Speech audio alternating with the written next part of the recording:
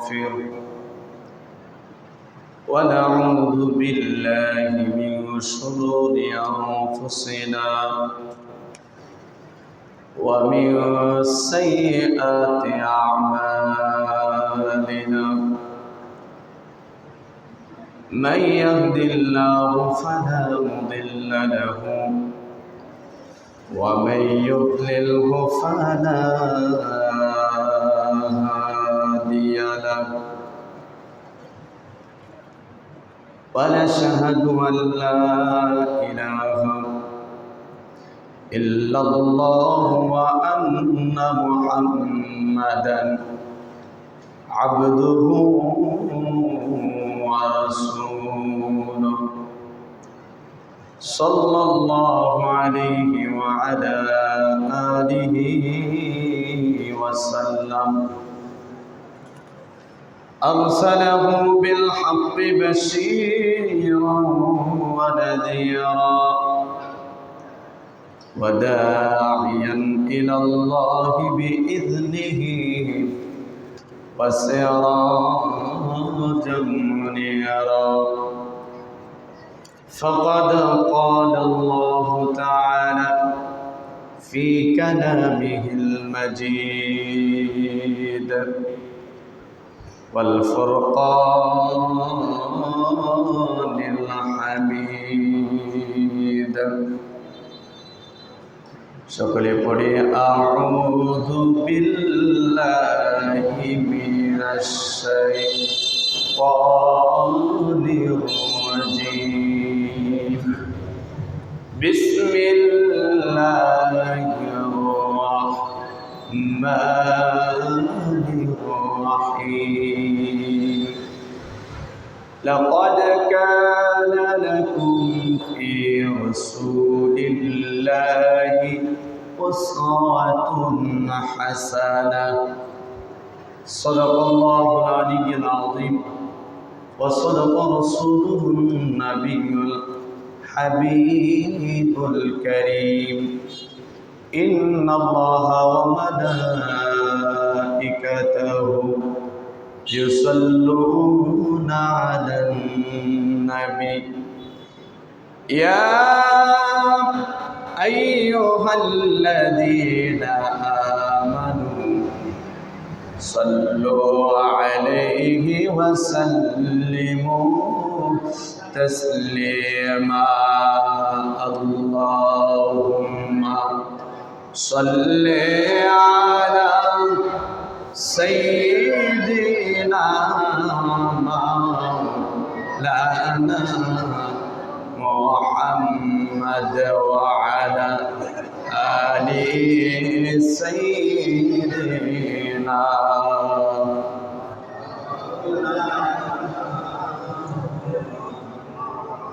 এ দুনিয়ায় আমরা সবাই কবর দেশের প্যাসেঞ্জার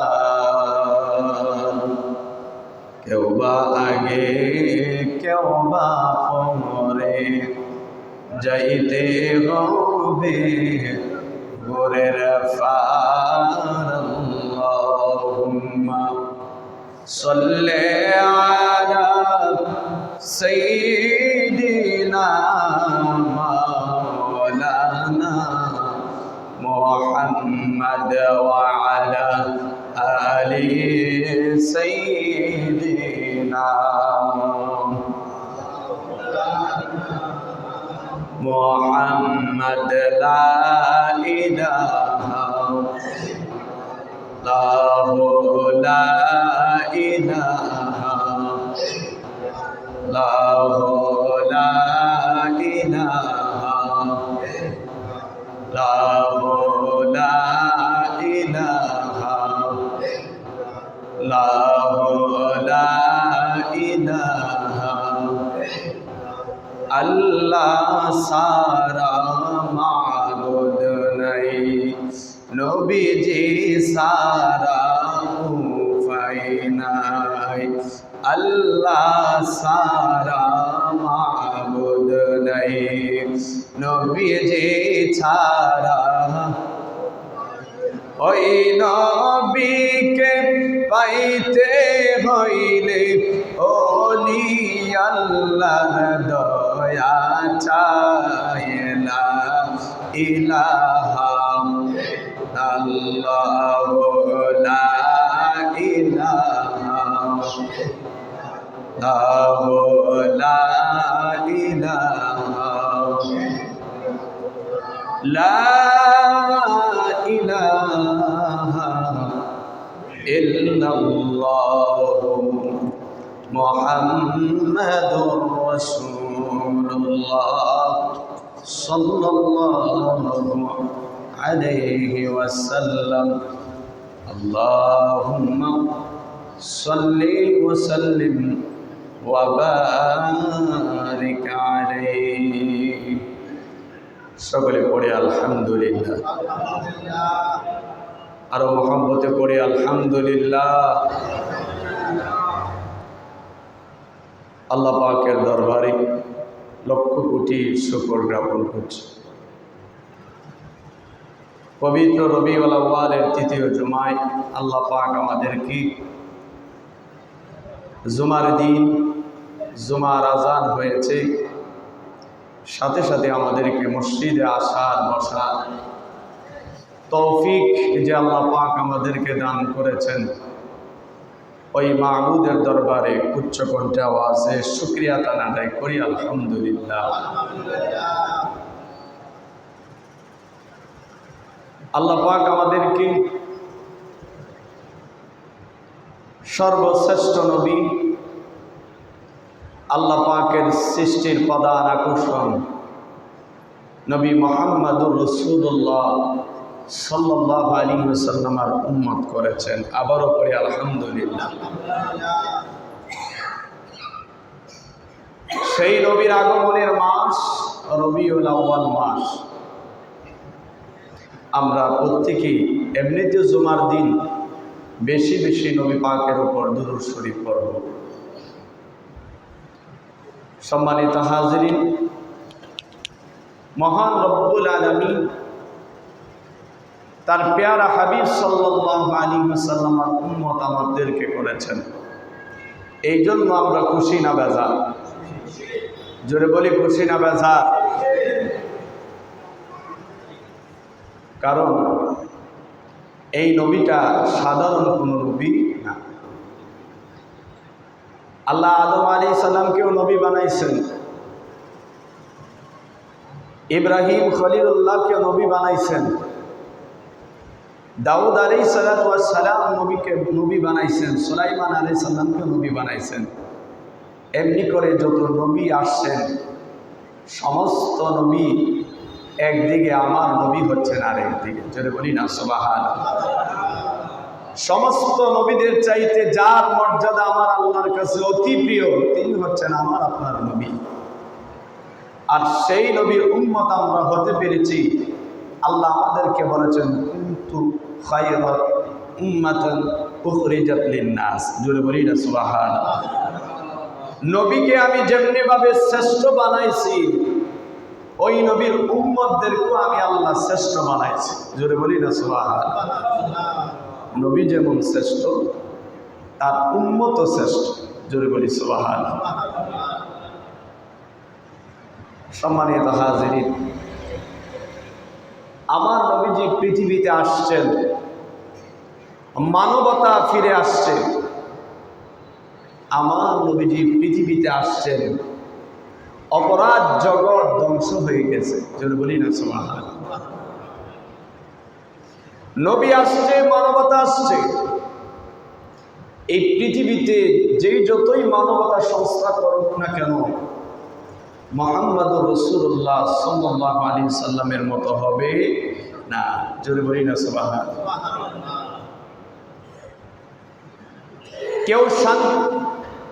কেউ মানবতা ফিরে আনার জন্য জোর জবরদস্ত করে, কিন্তু কেউ বলতে পারবে না মুহাম্মদুর রাসূলুল্লাহ কাউকে বাধ্য করে মুসলমান বানাইছে। জোরে বলি না সুবহানাল্লাহ।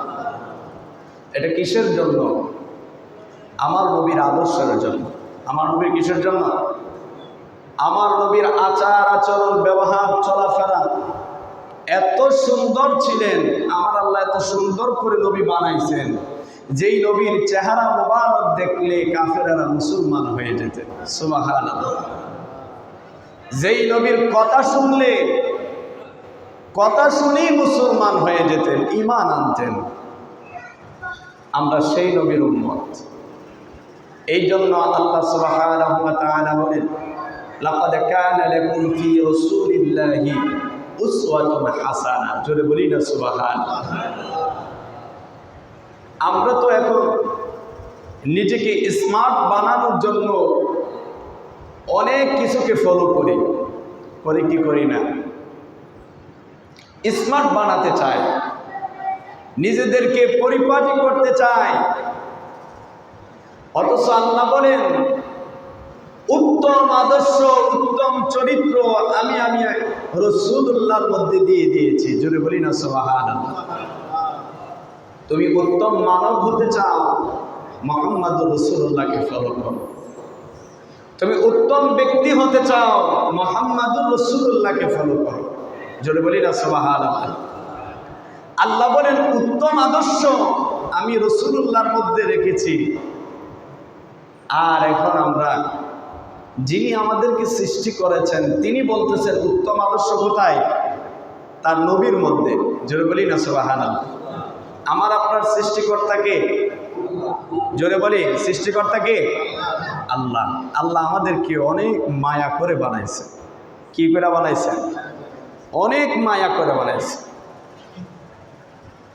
আল্লাহ তার মায়াকে, তার দয়াকে 100 ভাগ করে তাম পৃথিবীর মানুষকে 1% মায়া দিয়েছে। এটা যদি বন্টন করেন আমি আপনি কতটুকু পাইছি এটা হিসাবও করতে পারবেন না। একটা বালিকণা যতটুকু এতটুকু পড়ছে কিনা সন্দেহ আছে। এই এতটুকু মায়া দিয়ে মানুষ যদি মানুষের প্রতি এত সহানুভূতি দেখাতে পারে, 99 ভাগ দয়ার মায়া আমার আল্লাহ। সুবহানাল্লাহ। জোরে বলি না সুবহানাল্লাহ। তাহলে সে আল্লাহকে আমার আপনার ভালো মন্দ বুঝেন না? বুঝেন কি না বলেন? আমার কোনটা প্রয়োজন, আমার কোনটা হলে ভালো হবে, আমার থেকে ভালো জানেন কে? আমার থেকে ভালো জানেন কে? আপনারা একটু কথা বললেন।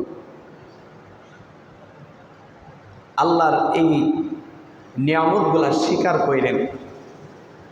জবান যখন আল্লাহ দিছে, অনেক কিছুর স্লোগান আমরা দিই, স্লোগান দিতে দিতে গলা ফাটাইলে, কিন্তু ওই স্লোগানে কতটুকু ফায়দা হয়েছে জানি না। কিন্তু আল্লাহ তাআলার নিয়ামতগুলা যখন আপনি জবান খুলে যখন স্বীকার করবেন, আল্লাহ আপনার নিয়ামত বাড়াই দিবে। জোরে বলি সুবহানাল্লাহ। তো সেই আল্লাহ আমাদেরকে মহব্বত করে বানাইছেন। আমরা মুসলমান হয়েছি, আমাদের ভালো মন্দ, আমাদের কোনটা দরকার সেটা আমাদের চাইতে ভালো জানেন কে? আল্লাহ। সে আল্লাহ বলতেছেন দুনিয়ার মানুষেরা রে, নিজেকে যদি স্মার্ট বানাইতে চাও, আদর্শ মানব যদি তুমি রূপান্তরিত হতে চাও, নিজেকে যদি জ্ঞানী বানাইতে চাও, উত্তম মানুষ যদি তুমি বানাইতে চাও, আমার বন্ধু মুহাম্মদুর রাসূলুল্লাহ সাল্লাল্লাহু আলাইহি ওয়াসাল্লামকে ফলো করো। জোরে বলি সুবহানাল্লাহ।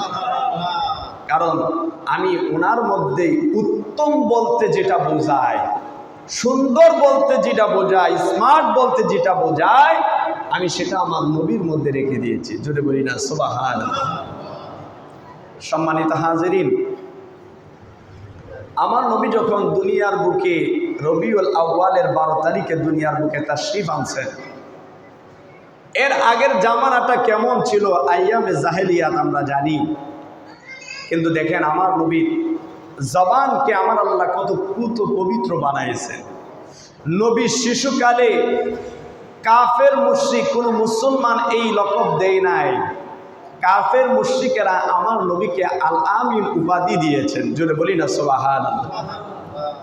ছোট বয়সে শিশু নবী, তখন কাফের মুশরিকেরা আমার নবীকে কি উপাধি দিয়েছে?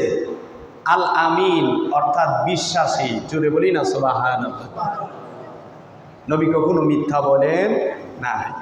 নবীর আচরণ কাফেরদের হৃদয়ের মধ্যে এমনভাবে গেঁথে গিয়েছিল যে তাদের কোনো কিছু যদি জমা করার জন্য যদি প্রয়োজন মনে করতো, সেটা আমার নবীর কাছে এসে জমা করতো। সুবহানাল্লাহ। আর আমাদের কাছে কেউ যদি 500 টাকা জমা রাখে যে সোমবারে নিব, সোমবারে গিয়া দেখে নিজে খাইয়া ফেলছে। আছে কিনা? জোরে বলেন, আছে কিনা? একজন আমার কাছে কিছু অংশ জমা রাখছে যে ভাই আপনার কাছে জমা রাখেন, আমি আবার পরবর্তী সময় নেব। যখন সে আনতে যায়, গিয়া দেখে যার কাছে জমা রাখছে সেই শেষ করে ফেলছে। ঠিক কিনা বলেন?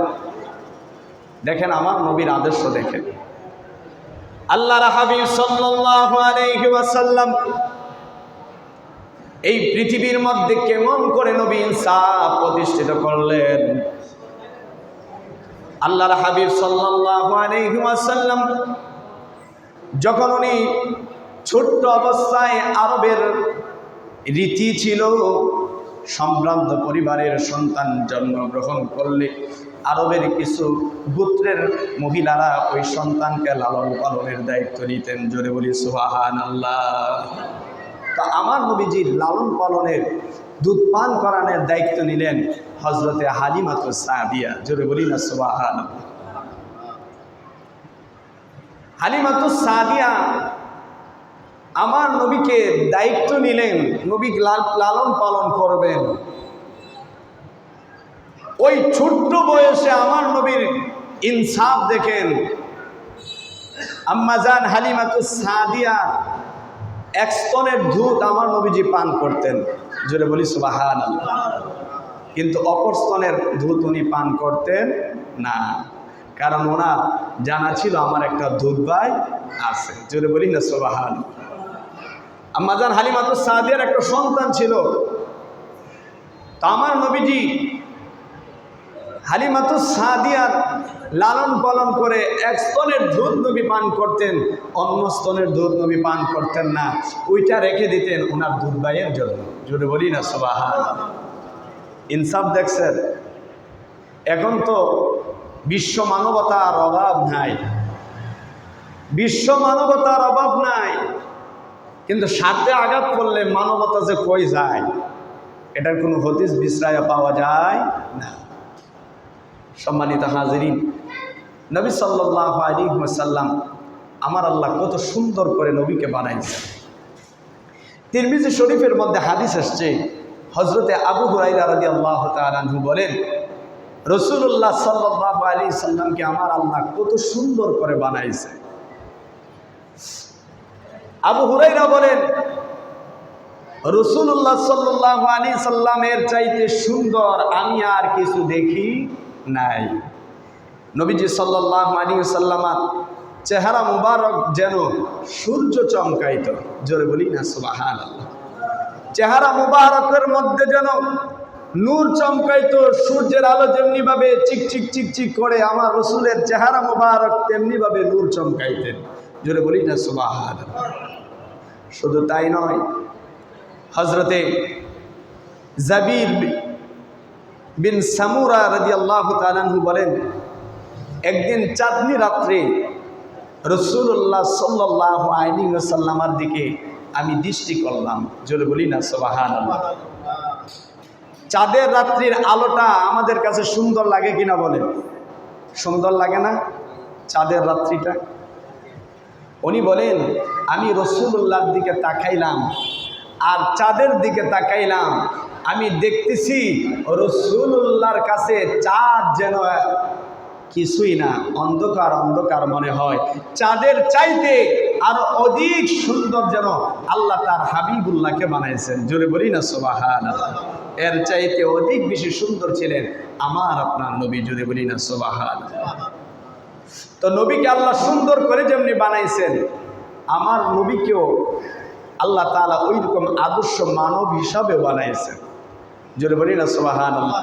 তাহলে সেই নবীকে অনুসরণ যদি করেন আপনি মহামানব হতে পারবেন, জ্ঞানী মানুষ হতে পারবেন, সম্মানিত হতে পারবেন। দেখেন আমার নবীজির মক্কি জীবনী, মক্কার জমিনে আপন গোত্রের মানুষ আমার নবীকে যে নির্যাতন নিপীড়ন করেছেন, রাসূলুল্লাহ সাল্লাল্লাহু আলাইহি ওয়াসাল্লাম তাইফের জমিনে গেছেন, ওইখানেও রাসূলুল্লাহকে আঘাত করা হয়েছে। হয়েছে কিনা বলেন? আমার নবীজি যখন দিনের নামাজ যখন পড়তেন তখন নবীজির পিঠের মধ্যে গাদার নাড়ি বুড়ি গিয়ে রেখে দিতেন। নির্যাতন কিভাবে করেছেন মক্কি জীবন পড়লে বোঝা যায় যে আপন মানুষ এত কষ্ট দিতে পারে। এক পর্যায়ে আল্লাহর হাবিব সাল্লাল্লাহু আলাইহি ওয়াসাল্লাম মদিনায় হিজরত করলেন। জোরে বলি না সুবহানাল্লাহ। যেই নবীজির ইয়াসরিব দুর্গন্ধের জায়গা, ময়লার জায়গা, সেই ইয়াসরিবকে যখন নবীজি কদম রাখলেন সেই ইয়াসরিব হয়ে গেলেন সোনার মদিনা। জোরে বলি না সুবহানাল্লাহ। আমার নবী যেই জায়গায় যায় সেই জায়গার নামও পরিবর্তন হয়ে যায়। সুবহানাল্লাহ বলবেন না? এখন দেখেন সারা পৃথিবীর মানুষ আর ইয়াসরিব বলে না, এখন বলি কি সোনার মদিনা। যেই মদিনা যাওয়ার জন্য আশিকেরা প্রতিনিয়ত আল্লাহর দরবারে আরজি করে। জোরে বলি সুবহানাল্লাহ। আমার নবীজি যখন মদিনা জীবনী যখন ইসলাম যখন প্রচার করলেন,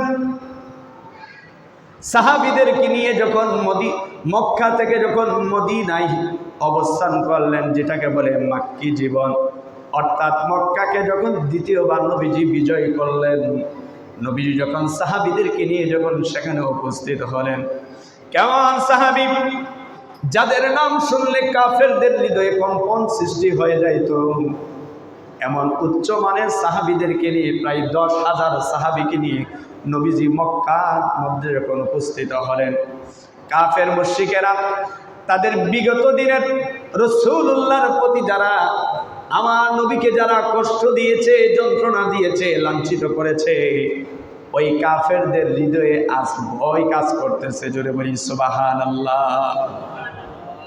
তখন মক্কার কাফেররা তারা এমন ভাবে ভয় পাইল যে মুহাম্মাদুর রাসূলুল্লাহ সাল্লাল্লাহু আলাইহি ওয়াসাল্লাম মক্কা থেকে আমরা তাকে বিতাড়িত করেছিলাম, আজ সেই এত সাহাবী নিয়ে মক্কার মধ্যে আসছে, আজ মনে হয় আমাদের কোনো নিস্তার নাই।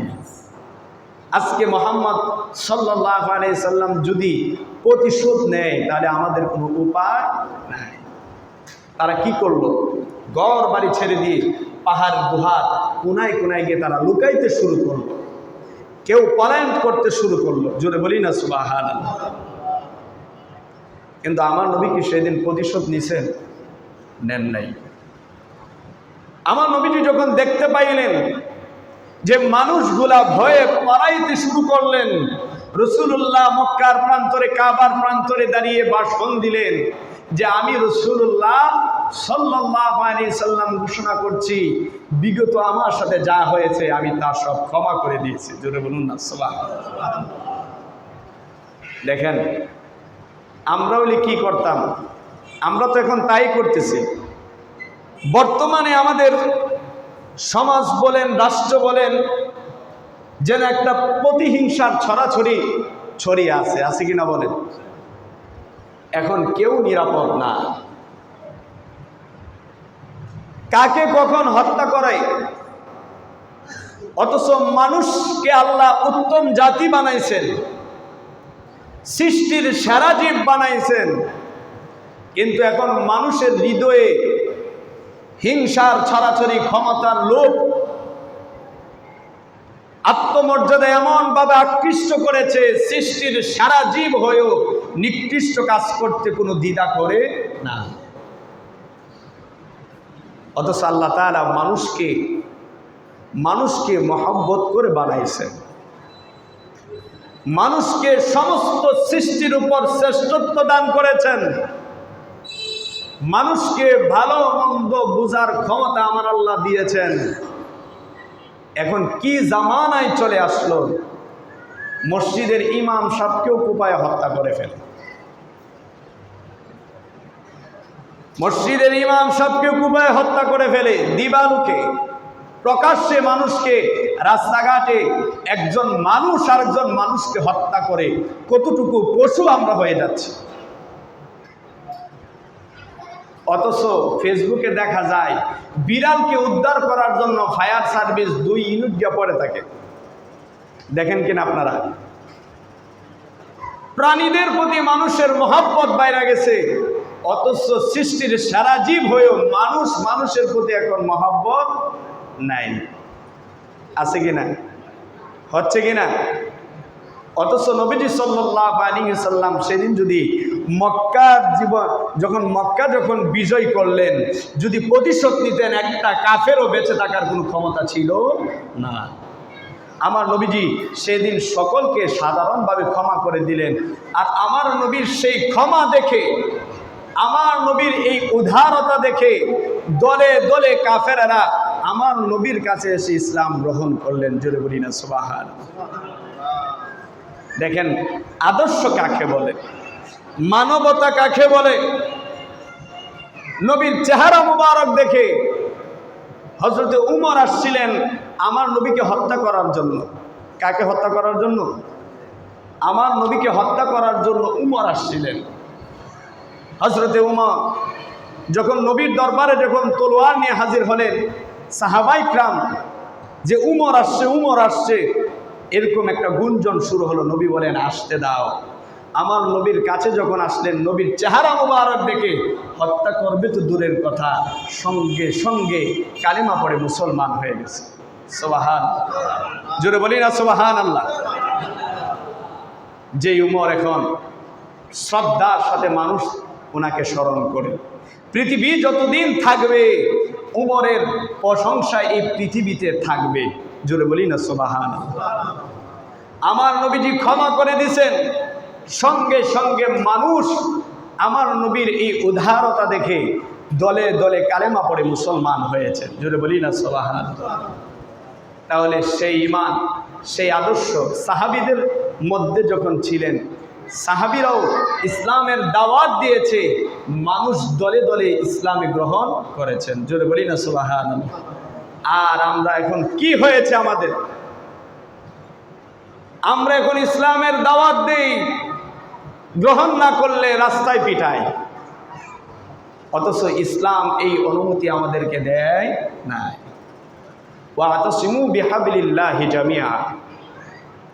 আল্লাহ তাআলা বলেন মানুষকে তোমরা সুন্দর সুন্দর ভাষায় আমার দ্বীন ইসলামের দিকে আহ্বান করো। জোরে বলি না সুবহানাল্লাহ। একজন মানুষ বুঝে না, আপনার দায়িত্ব হচ্ছে তাকে বুঝান, সুন্দর ভাষায় বোঝান। যে কথা বললে সে আল্লাহর প্রেমিক হবে, নবীর প্রেমিক হবে, দ্বীন ইসলামের পথে আসবে। ওয়াতাসিমু বিহাবলিল্লাহি জামিআ, সেই সুন্দর ভাষা তুমি ব্যবহার করো। আর এখন আমাদের ভাষাই পরিবর্তন হয়ে গেছে, অথচ রাসূলুল্লাহর আদর্শের কথা বলি, নিজের মধ্যে রাসূলুল্লাহর আদর্শ নেই। আছে না? এখন নাম দেয় ইসলামী সংগঠন, অথচ ইসলামের কোনো ছিটাফেটাও নাই। আল্লাহ বলে লাকাদ কানা লাকুম ফি রাসূলিল্লাহি উসওয়াতুন হাসানা। উত্তম মানব হতে চাও, আমার নবীর আদর্শ গ্রহণ করো। নবী কিভাবে মানুষকে দ্বীনের দাওয়াত দিয়েছে সেটা গ্রহণ করো। নবী মানুষের মধ্যে আল্লাহর দাওয়াত কিভাবে, তাওহীদের দাওয়াত কিভাবে দিয়েছে, রিসালাতের দাওয়াত কিভাবে দিয়েছে, সেটা আমার রাসূলুল্লাহকে ফলো করো। সম্মানিত হাজরিন, যেই পরিবেশে এখন আমরা বসবাস করতেছি, আমাদের মধ্যে এখন প্রতিহিংসার সয়লাভ শুরু হয়ে গেছে। প্রতিহিংসার সয়লাভ শুরু হয়ে গিয়েছে। হিংসা এমন একটা জিনিস যেটা যদি একবার অন্তরে যদি প্রবেশ করে, তার আর এই ব্রেন কাজ করে না। তার ব্রেন কি করে না? সে পাগলের মতো, উন্মাতের মতো হয়ে যায়। এই জন্য রাসূলুল্লাহ বলেছেন হিংসা পরিহার করো, অহংকার পরিহার করো। হিংসা এমন একটা বস্তু যে তোমার ভালো ভালো আমলগুলা জ্বালায়া দেয়। ভালোগুলো আমল কি করে? জ্বালায়া দেয়। আপনার মধ্যে যে যে ভালো গুণ ছিল, দেখবেন কেউ যদি আপনি যদি মনে করেন কেউ আপনার শত্রু, দেখবেন যে তাকে দেখলে আপনার মাথার মধ্যে বিভিন্ন চিন্তা ঘুরপায় খায়। হয় কি হয় না? হয় কি হয় না? বা আপনি তাকে দেখতে পারেন না, যে কোনো কারণে হোক, যে কোনো কারণে হোক আপনি তাকে কি করেন না, পছন্দ করেন না, দেখতে পারেন না। এই ব্যক্তিটা যখন আপনার সামনে আসে, তার ভালো গুণ জীবন আপনার মাথার মধ্যে আসবে না। আপনার মাথার মধ্যে আসবে যে তাকে কিভাবে ঘায়েল করা যায়, তাকে কিভাবে অসম্মান করা যায়, তাকে কিভাবে বাধা দেওয়া যায়। এই জাতীয় নিকৃষ্ট জাতীয় যত চিন্তা, এই জাতীয় চিন্তা আপনার মাথার মধ্যে সবসময় কি করবে? ঘুরপাক খাবে। এই জন্য ইমাম গাজ্জালী রহমতুল্লাহ আলাইহি বলেন, একটা ঘরের মধ্যে যদি লাকড়ির গুডাউনের মধ্যে যদি ছোট্ট একটা লাকড়ি, এই যে মেসের কাঠি বানায়, এটাও তো একটা লাকড়ি, কাঠের একটা অংশ, ঠিক না? একটা গুডাউন ভর্তি লাকড়ি, এই গুডাউন ভর্তি লাকড়ির মধ্যে যদি ছোট্ট একটা কাঠের অংশের মধ্যে আগুন ধরে যদি ওই গোডাউনে দিয়ে দেন, একটা লাকড়িও থাকবে, সব গুড়ে পুড়ে যেমনিভাবে ছাই হয়ে যায়। মানুষের হৃদয়ের মধ্যে যখন অহংকার, হিংসা, তাকাব্বুরি এইগুলি যখন তার হৃদয়ে যখন প্রবেশ করে, তখন তার ওই ভালো ভালো কাজ, ভালো ভালো গুণগুলোও ধ্বংস হয়ে যায়। তখন সে এই হাত পা চোখ আকৃতিতে মানুষ থাকে, পরিপূর্ণ সে মানুষ থাকে না। তখন সে হয়ে যায় উলাইকা কাল আনআমি বাল হুম আদাল। আল্লাহ যেমনি ভাবে মানুষকে আশরাফুল মাখলুকাত ঘোষণা করে দিয়েছেন, তেমনি ভাবে আল্লাহ বলেন লাহুম কুলুবুল্লা ইউবসিরুনা বিহা ওয়া লাহুম আযানুল্লা ইয়াসমাউনা বিহা। যাদের কান আছে, কান থাকার পরেও শুনে না, চোখ থাকার পরেও তারা দেখে না, দিল থাকার পরেও সেটা অন্তরে স্থান দেয় না। এই রকম মানুষ যারা হয়ে যায়, উম্মাত যারা হয়ে যায়, আল্লাহ বলেন উলাইকা কাল আনআম বাল হুম আদাল। সে চতুষ্পর জানোয়ার, চতুষ্পর নিকৃষ্ট প্রাণীর চাইতেও আরো নিকৃষ্ট হয়ে যায়। যদি বলি না নাউজুবিল্লাহ। তাহলে সম্মানিত হাজিরিন, কঠিন সময় এখন আমাদের, যেটা দেখেন রাজনীতি অঙ্গন বলেন, ইসলামিক অঙ্গন বলেন, যেই দলের হোক না কেন, প্রতিহিংসার ছয় লাভ। এখন মতের মিল হয়েছে, হত্যা করে ফেলো, প্রকাশ্য পণ্ডিত হত্যার হুমকি দেয়। আছে না নাই? আছে না নাই? কিছুতে কিছু না হলে বাইর হয়ে তাকে হত্যা করো, কিছুতে কিছু না হলে তাকে শেষ করে দাও, তাকে পুড়িয়ে দাও, তাকে জ্বালিয়ে দাও। যে নিকৃষ্ট ঘটনাটি ঘটল, মরা লাশ কবর থেকে তুলে তাকে পর্যন্ত কি করে দিল? আগুন দিয়া জ্বালাই দিল। তাহলে আমাদের চিন্তা চেতনা, আমাদের বিবেক, রাসূলুল্লাহর আদর্শ কোথায় আর আমাদের আদর্শ কোথায়? রাসূলুল্লাহকে এত অত্যাচার করেছে, এর অর্ধেকের কোনো অংশ আমাদের অত্যাচার এখনো হয় নাই। হয়েছে রাসূলুল্লাহর প্রতি এই আরবের লোকেরা যেমনি ভাবে অত্যাচার করেছে, নিজের জন্মভূমি থেকে পর্যন্ত বিতাড়িত করে দিয়েছে, রাসূলুল্লাহর সাহাবীদেরকে হত্যা করেছে। এমন কঠিন পরিস্থিতিও রাসূলুল্লাহ কি করে দিয়েছেন? ক্ষমা করে দিয়েছেন। কি করে দিয়েছেন? ক্ষমা করে দিয়েছেন। দেখেন আল্লাহর হাবিব, তার উত্তম আদর্শ আল্লাহ বলছেন রাসূলুল্লাহ থেকে আদর্শ গ্রহণ করো। মহামানব হতে চাও, মহাজ্ঞানী হতে চাও, উত্তম মানুষ হতে চাও, আমার বন্ধু থেকে কি করো? আমার বন্ধু থেকে আদর্শ গ্রহণ করো। তাহলে তুমি মহামানব হতে পারবা, শ্রেষ্ঠ মানব হতে পারবা। সুতরাং আল্লাহ পাক আমাদেরকে সহি বুঝ দান করুক, আমরা পড়ি আমিন। রাসূলুল্লাহর আদর্শ মেনে জীবনকে পরিচালিত করার তৌফিক আল্লাহ আমাদেরকে দান করুক। এই জামানায়, বড় কঠিন জামানায়, আল্লাহ আমাদেরকে ঈমান এবং আমলের জাবিন আর জিম্মাদার হোক, আমরা পড়ি আমিন। যারা কাবলা জমা পড়েন নাই, 4 রাকাত কাবলা